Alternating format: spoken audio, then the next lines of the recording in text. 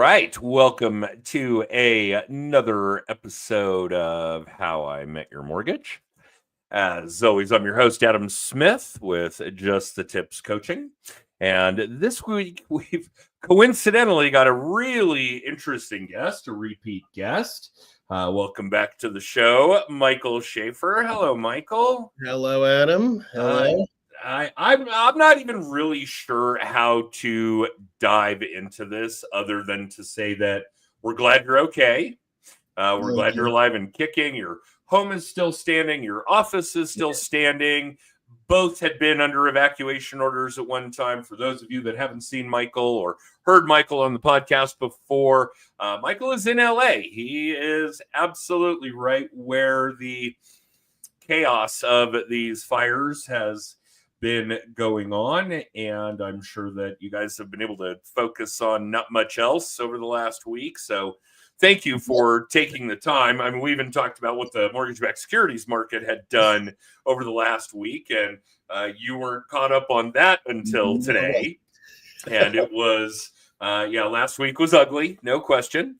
But yeah, give us a little bit of insight. What is different in the real estate space of being a broker owner, broker manager when we're dealing with the city burning down? And we're not talking about, a small town here. This is Los Angeles, California. So yeah, how are you?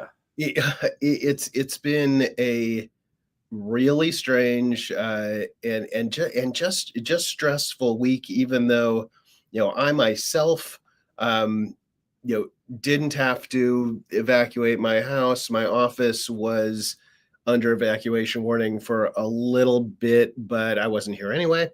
And luckily that I'm in Hollywood, just for people's frame of reference.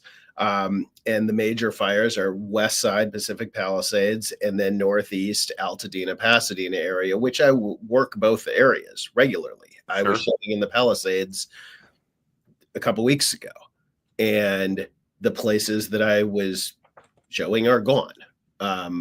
They're gone, literally gone. That is wild. My client that's actually looking there is looking for land to build on, which changes things a little bit. But it is very quickly, the realtor community here definitely, very quickly we started seeing in all of our sort of private message boards and everything who's got leases, who has anything available for these people that literally, I mean, people will be displaced for years. That's the scope of it.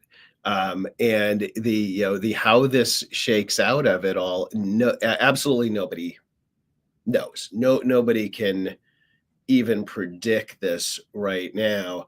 It certainly, I was just listening to some commentary that was saying this, it'll almost certainly be the most expensive disaster in the history of the country. I'll bet that's true. And a big part of that is, if you think the values of the properties here that have burned are, the Palisades average value of those that have burned, I'm guessing, without a whole lot of data, the median value is probably going to be $2 to $3 million. Yeah, that's what I figured too. Each property. In the Altadena fire, it'll be $1.5 million or so per property. Yeah, and you and I had talked about the fire that burned roughly 1,000 homes in the Boulder Broomfield area. I don't know. Right. It was a January, I think. It was in 2 years. Remember exactly, because I had sold back when I was in the Colorado market, which is how we know each other. For anyone that doesn't go back that far, I think this is the fourth or fifth time we're doing this over the years. I had recently sold a place in Superior to a friend, and his house was skipped over. His house actually survived. But we were talking about 1,000 homes with roughly, an average value of under $1 million, probably 700,000-800,000. Yeah, 800,000 in that range. And we hadn't talked about it before we went live, but there was a predecessor to that I'm sure was far more costly as we're describing it, just into the hills west of Colorado Springs. And it was a lot of military leadership, those kinds of things. And I can't remember what the name of that fire was. And if any of you watching happen to remember that one, then please do let us know. But those were probably $1 million homes, but nowhere near the volume of homes that have already been destroyed in California, which we expect is tenfold of what went on in Superior. And it's still going. At least 10,000 homes. Yeah. This will indubitably be the most expensive disaster. Insurance. Well, and as we're talking about too, this is, some of those fires were homes. They were neighborhoods, obviously, complete disaster for the people living there. But they didn't take out the whole infrastructure of towns. Right. And that's almost very little in the way of commercial space, business space, retail space, office space. And a lot of that did occur this week. Yeah, it's still occurring. Both Altadena and Palisades. I mean, Palisades. I mean, look, Sunset Boulevard. I mean, everybody knows Sunset Boulevard around the whole world. It runs from basically downtown LA to the ocean, and this happened where it meets the ocean. And right before that, you go through Palisades Village, which is the downtown of Pacific Palisades. And Pacific Palisades is not a city; it is part of the city of LA. The way that LA is made up is all these neighborhoods, and often with their own little downtowns. It's gone. It's just gone. And what I've been, trying to get my head around, everybody, is how long will it be before any of those neighborhoods will be even livable? Even if your house stood, it will probably be months before you can get back in there. Oh, sure. Because of utilities, because of all these things. I'll say, the response has seemed great.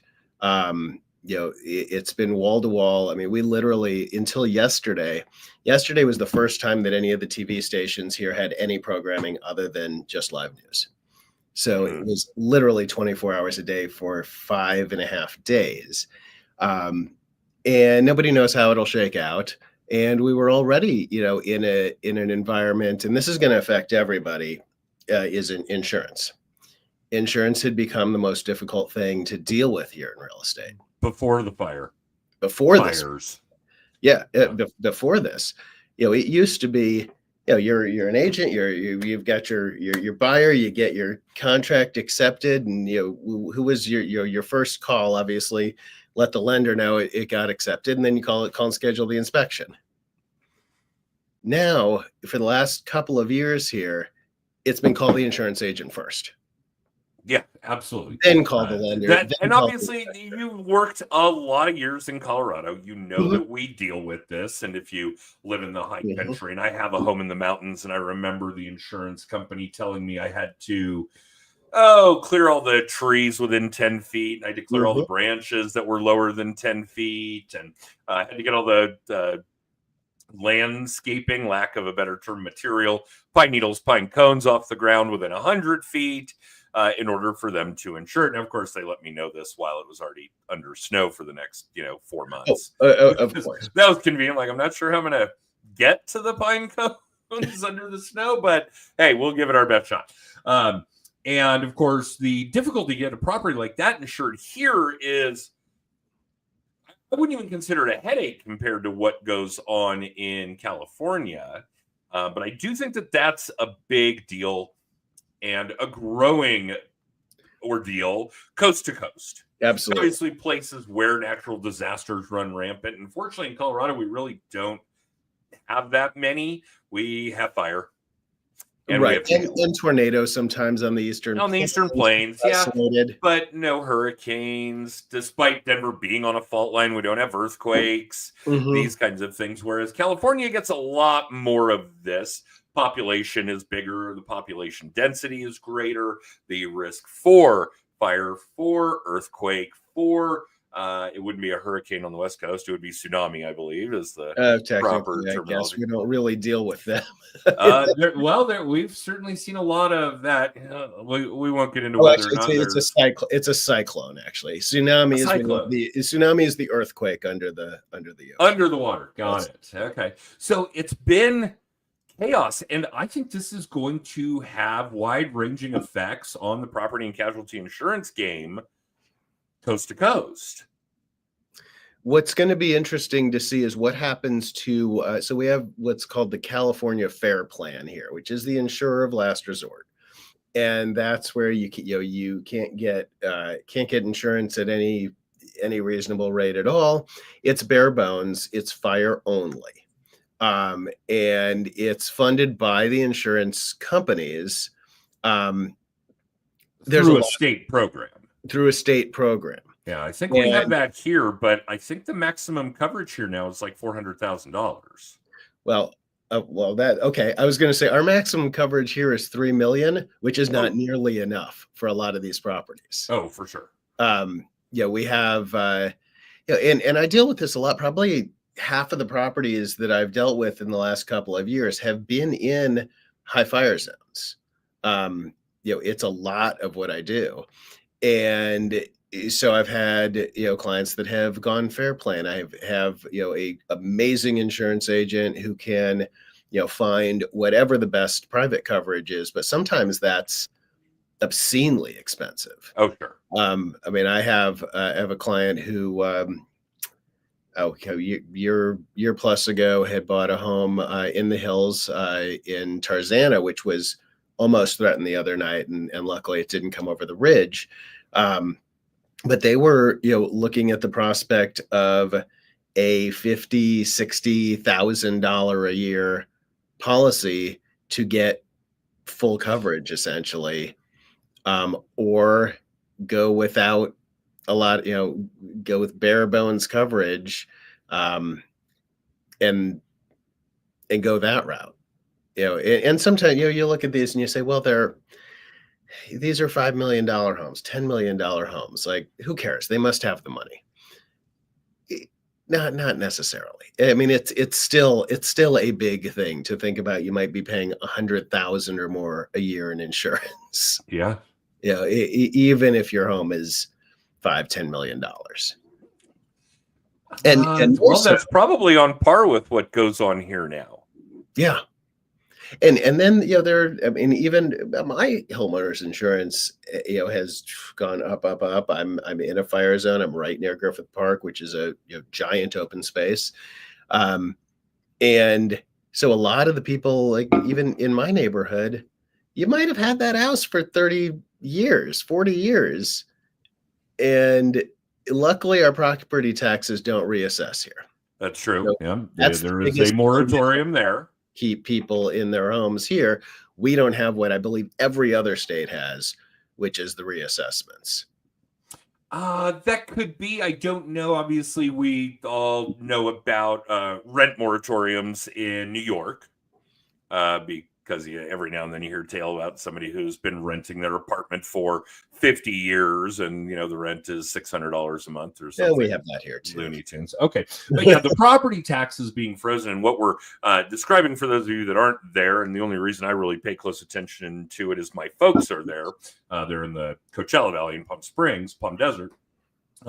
Is that when you buy a home, your property taxes are what they are the entire time that you own the home, which is really kind of interesting. And there was this era, you were still here back when we crashed the system in 07-08, which is, I think, when they acquired their home, and the values had gone way down, like half, right? Mm-hmm. So they basically bought, a half price house. The taxes then are reassessed through the purchase process.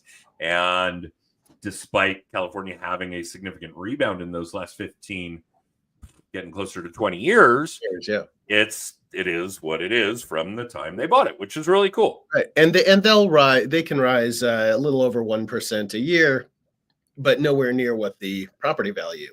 And certainly not what goes on here. Right. And then, that we actually put this in a few years ago. If you're 55 or older, you can take your property tax basis to your next house. Oh, that's really nice. We do have a homestead exemption in Colorado, I'm sure you're aware of. Mhm. So if you've lived in the home 10 years and you meet an age requirement, you can have your property taxes cut in at least half, if not more. So hopefully a lot of people are taking advantage of that. I know we've submitted a few applications on behalf of some of our older clients recently. But Michael, what changes in the face of real estate in light of this?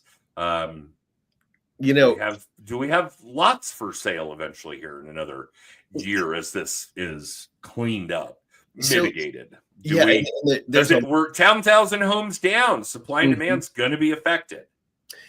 Yeah, so a lot of things can happen. I think in the short term, there's going to be there'll be a little bit of panic buying, I think, from people that have the means to just say, well, I'll just wait for the insurance company to pay me back. When they pay me back, I'm going to buy another house right now. Okay. So What about the there'll be rental market?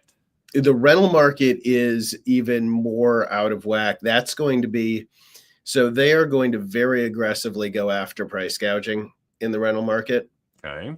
I am already seeing a lot of stories and people posting, hey, this rental was listed last week for $8,000 a month, and now it is relisted for $20,000 a month. They are going to go after those. Okay. Now, whereas people who did not have their property listed for lease last week and now put it on for whatever price they want to put it on for, I don't see how they'll be able to say, oh, that's gouging.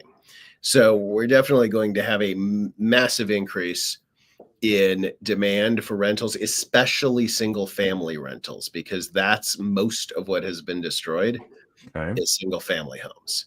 So there's going to be a massive increase in the demand for that. They're definitely going to be watching pricing. We have a new hotshot DA that wants to make a name for himself, and it's maybe a good time for it because he's very much going to be going after gouging, and we're already going after he's going after. Well, I hate to say it, I mean looters and arsonists because Isn't that amazing? we have found that The people are it's looting these destroyed it's almost houses. certain that at least a couple of these fires are arson. And so that's I'm glad that we have it's going to be prosecuted. But how does it change real estate? The short term and the long term are very different.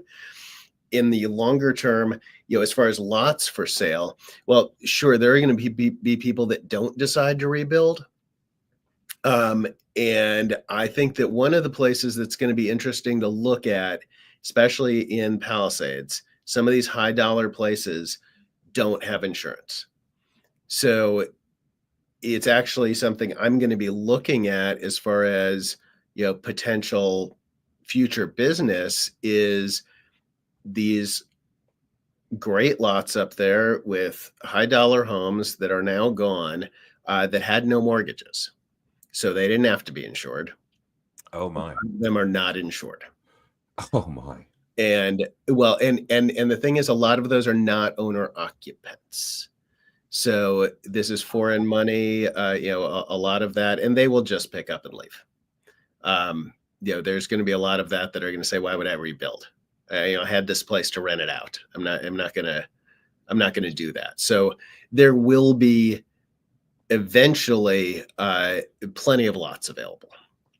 In fact, it's something that we deal with regularly in Malibu over the years because Malibu burns down every few years. There's always some kind of rebuild in Malibu. And what they always do, which they will do in spades this time, is they will expedite the processes. So I'm expecting that permitting is going to be what was an 18-month, 24-month, 36-month process to permit in some of these areas, especially over by the beach, because they involve coastal commission, unless you're in Malibu, which has a similar but separate thing that can cause, that alone is 12 to 24 months sometimes to get through just that one piece of the permitting process. Wow. So that's going to be extremely shortcut. They're going to revamp all of that. My hope is that maybe some of those expedited processes are actually put into place overall going forward. So maybe building gets easier here because building How has been very difficult. how do you provide the greatest amount of help for these people that are so grossly displaced? What are the things that these people are going to need the most that a real estate agent can be doing? Obviously, there's going to be this segment we talked about where they've got the means to just buy another house. Right. Pretty vanilla type of stuff. Great. Let's find you a house. Right now it is mostly about trying to find places for them to rent. That Okay. that is really what's going on right now is people, reaching out to, to their clients, past clients, whoever it is that has a house that maybe they're not living in. Do you want to rent that out? Maybe Okay. people with a vacation home or something. They say, okay, I'll rent that out.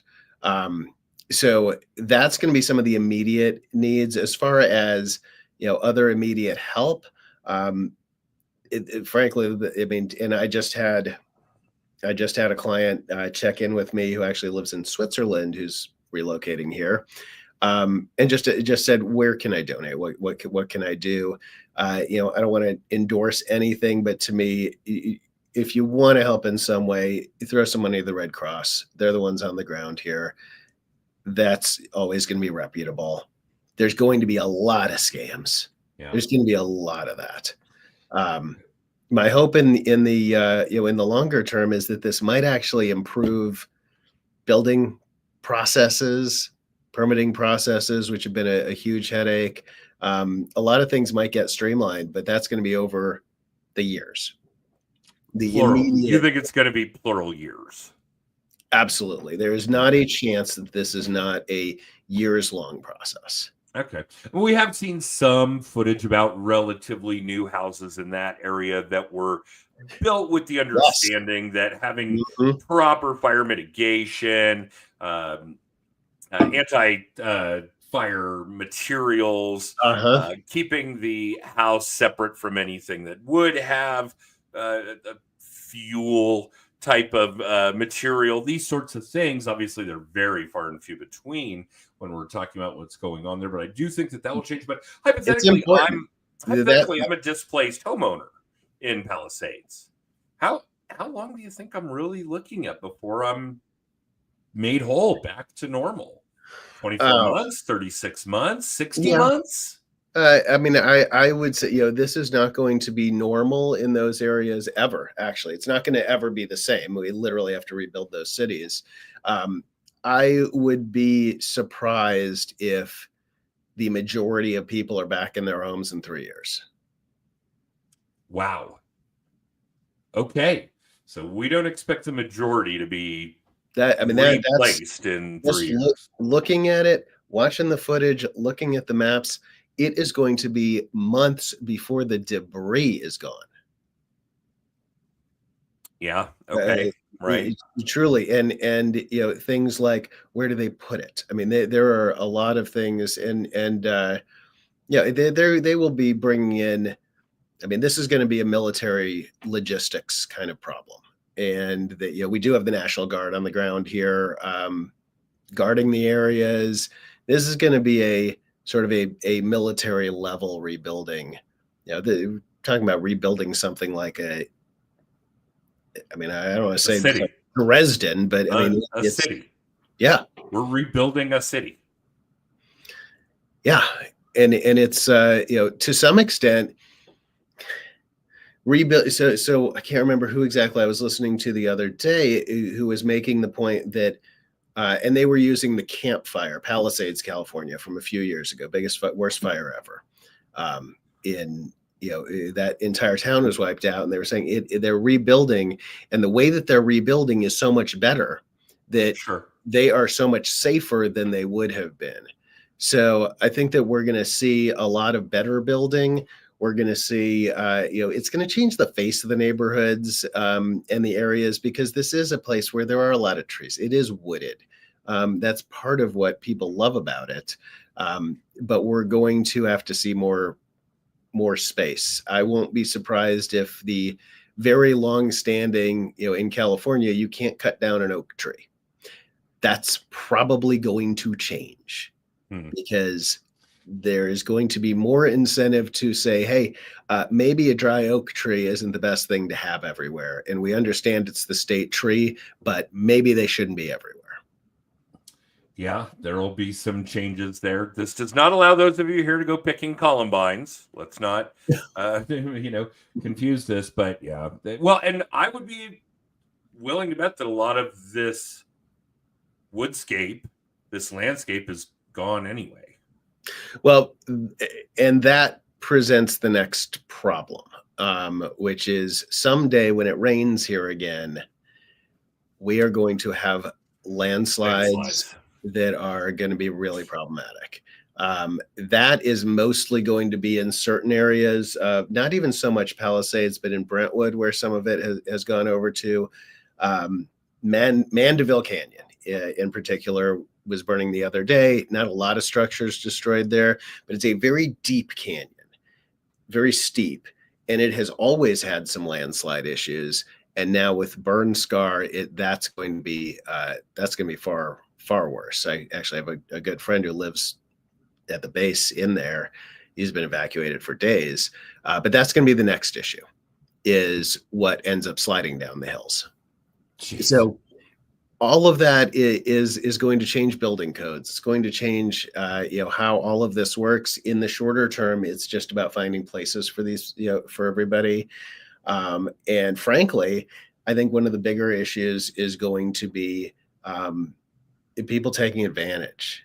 And, there's going to be a lot of scammers out there and shady contractors and things like that always happen in situations like this. So my hope is that the people are aware of that, and don't fall into desperation modes that then they get taken advantage of. It'll happen. Oh, it'll I hate happen. to say it, but it's it'll happen. But at least I will say on the news, they are really stressing that. Actually, I mean, they are saying like, hey, be aware of this. Here's the number to call, because this is going to happen. So at least they're making a lot of public awareness of it and saying, hey, this is the legit stuff. Don't fall for something. Yeah. Humans, we are terrible. Yeah, and then there's also going to be, there will be not nothing nefarious, but there's going to be developers who are going to take advantage, but not take advantage in the negative way. That they'll just take advantage of the market opportunity to do something big, probably. Yeah. Rick Caruso, who is one of the biggest developers in LA, developed the Grove Shopping Center, which people worldwide know. He has a big development in Palisades. He will probably develop something massive out of this. And it'll be great. The stuff he develops is great, but it's going to be a process. And, the city's going to change. It's been here for 130 years. It's still going to be here. It's not like, and people not from here don't know the geography necessarily. It's not like the whole city burned down, but they are large areas. And in the case of Palisades, it's just a very known area. And Malibu, some, landmarks in Malibu are gone. We lost the Real Inn, which is one of my favorite places to stop for seafood on the way back from showing out there. I was just eating there 3 weeks ago. Wow. Gone. So it's going to change a lot, but it's, it's not going to go away. LA's not going anywhere. That is certainly true. Good, bad, or otherwise, it is not going. And I can't imagine the number of projects that are being developed, considering how many producers, writers, directors live in the Palisades. There got to be about 1,000 movie pitches that are already being developed about it. I'll bet that's true. In fact, it was funny. One of the interviews I saw, and I didn't pick up on it at the time, and neither did the person conducting the interview, with a gentleman who was pleading with people to leave their keys in their car if they're going to abandon the car. That was Steve Gutenberg. It was Steve Gutenberg, Yeah. right? And of course, off and on, he's wearing a mask to protect himself from the smoke and so on and so forth. But I was like, okay, this is actually legitimate as far as what kind of residents we have, what kind of occupancy we have, what kind of damage we're suffering. And we all saw the bulldozers trying to move these cars so that firefighters could access. Day one in the Palisades, people were panicking, and so they had to bulldoze cars away. Gutenberg was one of the first ones out there. James Woods lost his house. He's been on TV talking about it. And then they're also coming together. I mean, I saw Jamie Lee Curtis the other day. She said, "Here's $1 million," and a lot of the there is, and I'm I've been a part of the Hollywood community for many, many years, and people have their thoughts about Hollywood people. Truly, there's a lot of help, a lot of good. Far more people that I know in the industry are great people than are horrible ones. There's some I'm sure that's true. but it is, there is the good part there is that the profile of those people can help to bring in money to help. Well, it'll never be enough. No, it won't. It will be very interesting. And then just on the regular, we still have to do business here. We still have to make a living here, and we have to honestly figure out how to go about that. So, part of my week this week is figuring out, where do you start with some of this, even with the people that aren't affected directly here. Sure. Everyone's affected because it's just in the psyche and such a big thing. Very true. Yeah, this is big stuff. And here you and I thought, even though we're already over time, that we might have some time to talk about usual just the tip shit, lead gen, and client retention and team structure and all the things that we really want our audience to get. But obviously the timing was just ridiculously coincidental. For those of you that watch or listen, live or in syndication, whatever, you probably know we're usually booked out about a year for our weekly podcast. And this happens to coincide with Michael being on the show again. In fact, right at the time that this is going about on. A year and a half ago. It wouldn't surprise me. We are starting to look at 2026 calendar. So, that's probably not out of the realm of reality, but the timing was just so ridiculously coincidental that here we are talking about what's going on in. We covered a little bit of real estate, but we're glad you're okay. Well, in fact, I think that's one of the greatest things about this and being in the modern era when we do have disasters like this is that there's been very little in the way of loss of life as a result. And 10 years ago, 20 years ago, even as recently as that, we couldn't have said that. So at least we have been able to deal with that, because the loss of property is, guys, it's just property. It's just stuff. Exactly. That we're all still surviving it is a big, big milestone. It's probably going to be the biggest disaster with the smallest loss of life that the world's ever seen. Yeah, I think that's right. And if anybody, I mean, I know people all over the place have listened to you. If anyone has any family needs, whatever in LA, feel free to reach out to me. Yeah, why don't you give us that contact information? The best place is just shoot me an email, michael@searchcalihomes.com.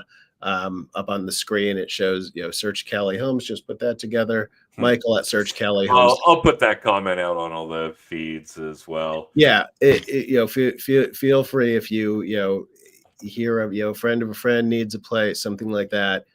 Happy to do what I can. It's a crazy time here, and right now we're all just trying to help out and get through it, and then hopefully get back to some sense of normalcy. For some people, it's going to be a very long time. For others, it will be more normal in a few weeks. Okay. Yeah, but the majority of people displaced by this are going to have a road. It's a long road. It's going to be a long road. Well, Michael, thank you. I know, and I say this every time you're on the show, that carving out this kind of time on a Monday morning, you're an hour ahead or an hour behind us, no less, is no small feat, because we do know you're busy. And boy, this Monday of all Mondays for you to have been booked to be on the podcast was insane. So really, thank you for carving out the time for us. Oh, absolutely. I actually thought, well, this is, it's good timing that, people that aren't here can get a little bit more insight onto what's going on here. Yeah, I think that's part of it. I think what'll be really fascinating, assuming you're up for doing another episode when we have some opening, will be what has occurred over the last 6, 12, 18 months. I think talking about that gap will be going to be fascinating.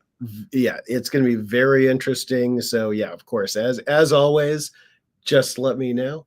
I mean, we've been doing this for years now. So yeah, we have. This is our 8th year of doing the podcast, crazy as that sounds. And yeah, we've probably had you on the show consistently for 5 or 6 of them. Yeah, I think it's been about 4 or 5, because I remember the first time I was on was from the driveway of my very first inspection of a property in California after I relocated here. And how long have you been there? Let's see, I came here full time. I was January 2021, so it's been 4 years. Okay. Wow. Yeah, and I was still kind of both markets for a little bit, but no longer. So, yeah, interesting times. It's always interesting. Yeah. Well, thank you again. I appreciate it. Don't go anywhere. I'm going to run our extra. For those of you that are tuning in live, watching the video cast, we do that Monday mornings, 9:30 Pacific, 12:30 Eastern on Facebook, LinkedIn, and YouTube. You can catch the podcast episode a mere 48 hours later on Amazon, Spotify, and Apple Podcasts. And other than that, obviously, there isn't a whole lot that we chatted about. For those of you that aren't familiar with JTT, we work with a lot of real estate agents, a lot of mortgage originators, other people in insurance and financial planning that have large ticket items direct to consumer. And we talk about lead gen and client retention and team structure and all those things. I'm not going to get into those details of how to find books and conferences and all the shit that we do. Just go check out justthetipscoaching.com and you'll find that stuff. And we will be back next week with another episode. In the interim, again, Michael Schaffer, you can reach out to him at michael@searchkellyhomes.com, not only for your Southern California real estate needs, but certainly for those of you that are dealing with what's going on in the LA area right now. So, Michael, thank you again. And for those of you watching, listening, live or in syndication, thank you for tuning in. And we'll certainly see you next week with another episode of How I Met Your Mortgage.